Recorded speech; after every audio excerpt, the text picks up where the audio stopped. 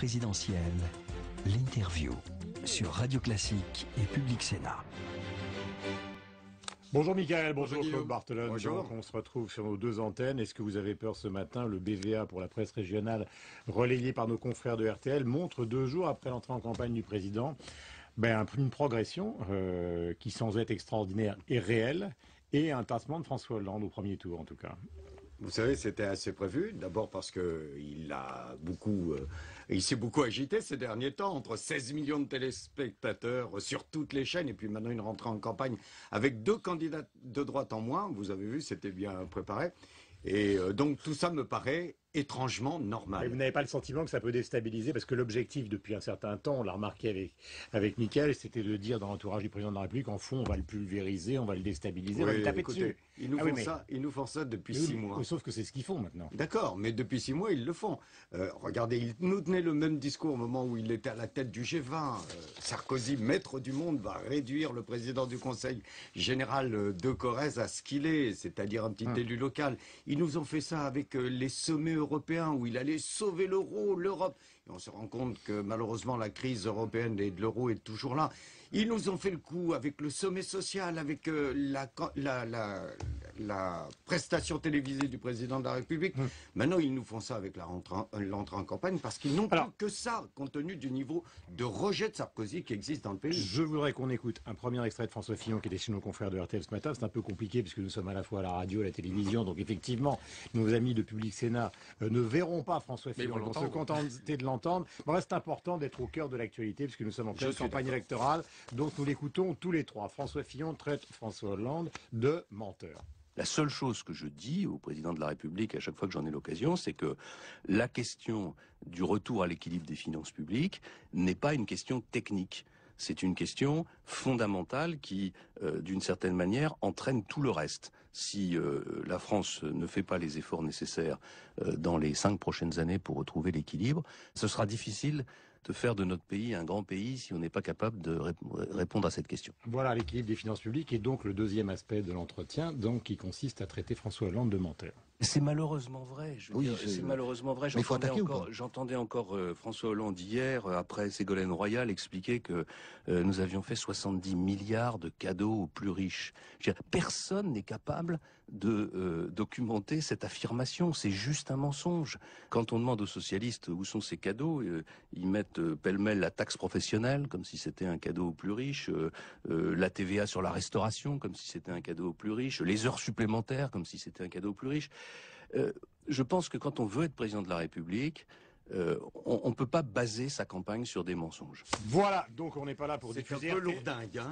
On n'est pas là pour diffuser RTL sur Radio Classique et Public Sénat. Réaction et après question de Mickaël Zamès. Ils sont dans un tel échec économique, social, environnemental qu'il ne reste plus que ça à Sarkozy. Essayez de secouer François Hollande. Et franchement, c'était prévisible. Moi, j'en ai discuté avec François Hollande et je lui ai dit, tu vas voir, ils vont essayer de t'en mettre plein la figure, parce qu'il n'en reste que ça.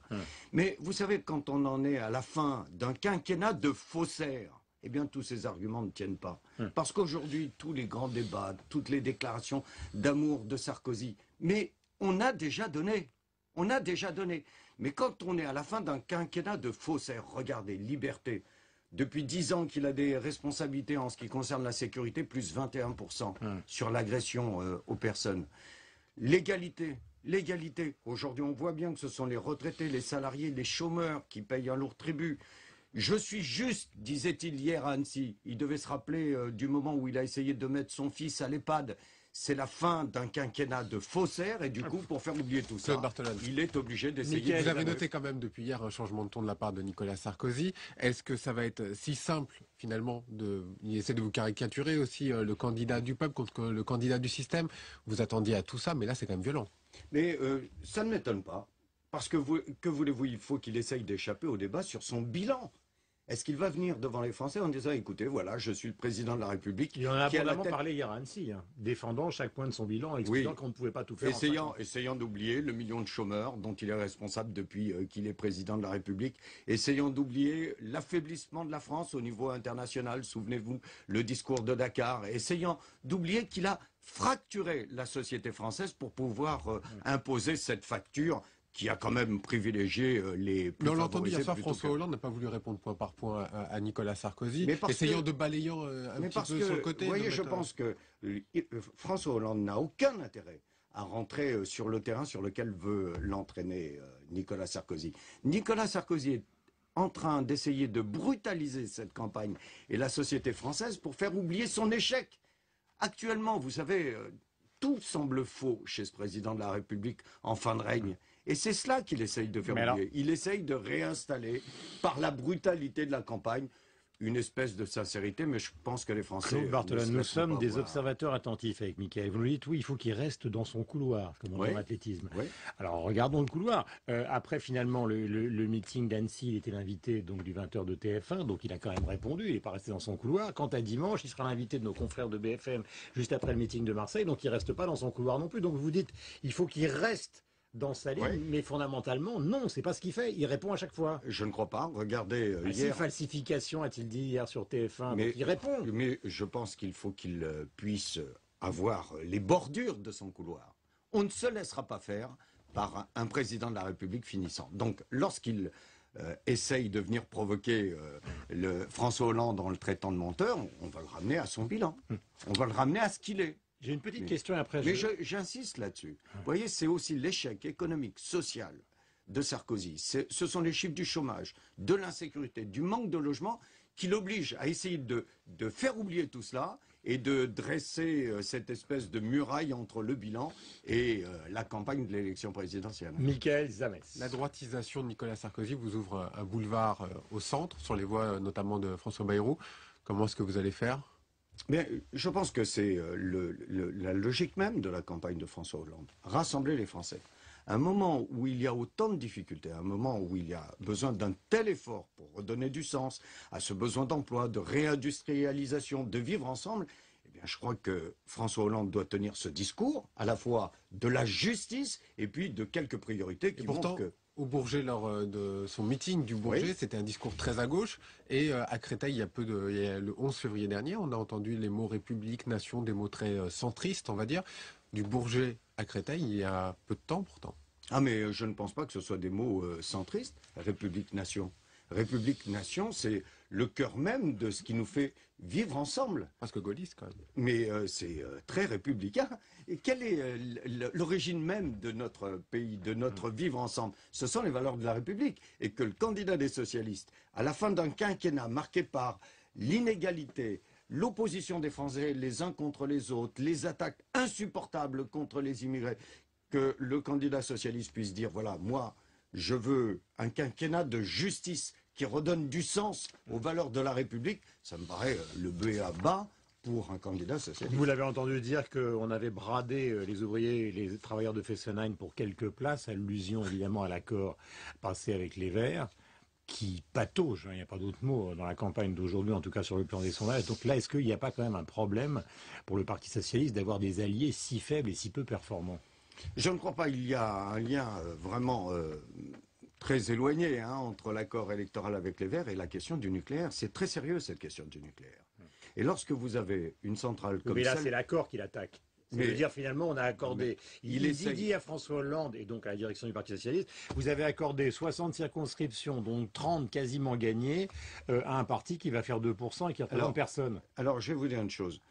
L'élection présidentielle n'est pas gagnée, loin de là. Mais pour autant, moi, j'ai déjà la tête dans le quinquennat qui devra suivre. Et compte tenu de l'état du pays, compte tenu de ce que va nous laisser Sarkozy, il y a besoin de rassemblement.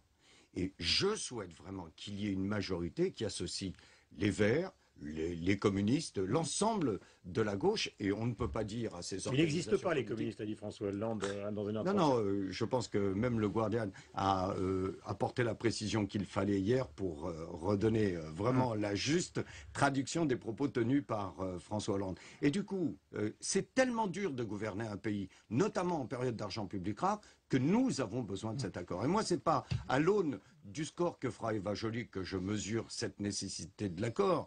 Je mesure... Vous reconnaissez qu'il est quand même extrêmement faible et totalement déstabilisant. Mais le score qu'il aurait... cette candidature n'a une signification quand même...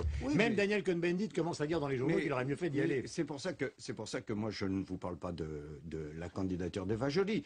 Je vous parle de ce besoin de rassembler les valeurs qui ont été celles du Parti socialiste jusqu'à présent, avec ce besoin de prendre en compte les questions liées à l'environnement et à l'écologie. Michael Zamès, question. Sondage hier dans Le Monde, François Bayrou, Marine Le Pen qui perdent du terrain. Le risque de 21 avril, le risque de voir Marine Le Pen au deuxième tour, pour vous, il n'existe plus? Moi, je ne me pose pas cette question. Nous sommes dans la campagne de François Hollande. Nous devons établir ce lien avec des Français désespérés, déboussolés. Ce qui ne vous empêche pas de regarder les chiffres aussi de vos adversaires. Je ne pense pas que ce soit...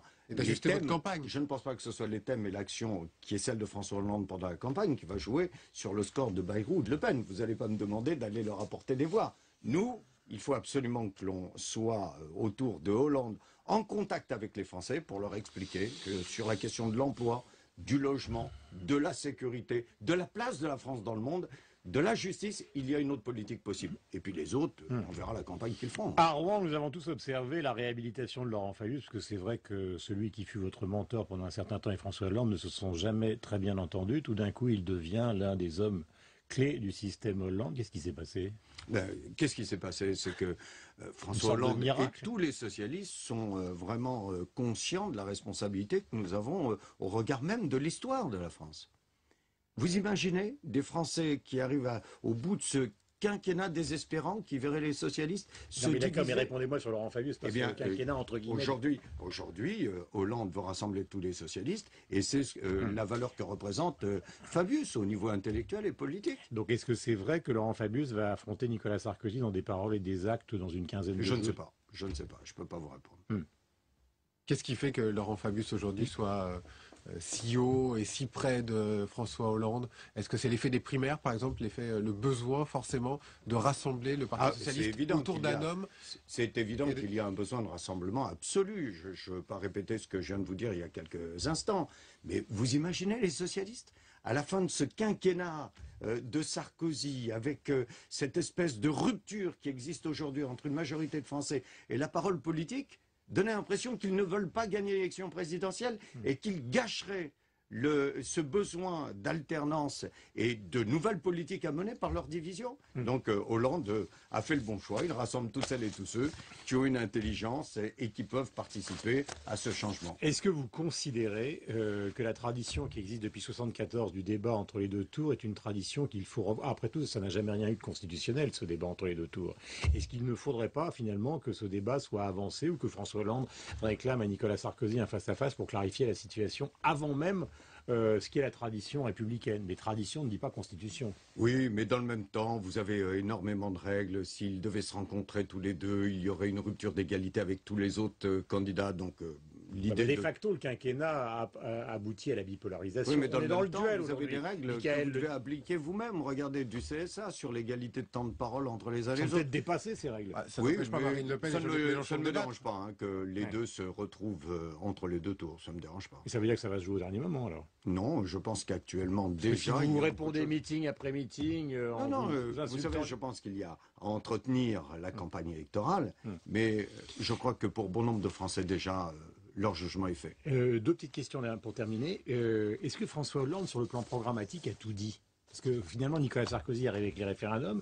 On n'a pas l'impression que François Hollande ait proposé quelque chose de nouveau ces derniers temps. Alors, je ne pense pas qu'il doit être dans une stratégie de dire chaque jour je sors quelque chose de nouveau. Il a réussi à installer, notamment au Bourget, comme vous le disiez, les fondamentaux de sa campagne. Mais maintenant, il va revenir sur chacun des thèmes, les expliquer, mieux les expliciter. Vous savez, on a marqué pour le moment, il a marqué d'une manière vraiment très forte l'opinion publique, mais maintenant, il va rentrer dans les détails de l'application de ce qu'il aura à faire s'il est élu président de la République. Claude Barthelon est en direct avec nous sur nos deux antennes. Dernière question, Michael. Non, voilà, donc nous arrivons au terme de cet entretien. Merci Claude Barthelon d'être venu. Merci à vous de m'avoir accueilli. Ce matin sur l'antenne de Radio Classique et de cette bien aimée chaîne qui est Public Sénat.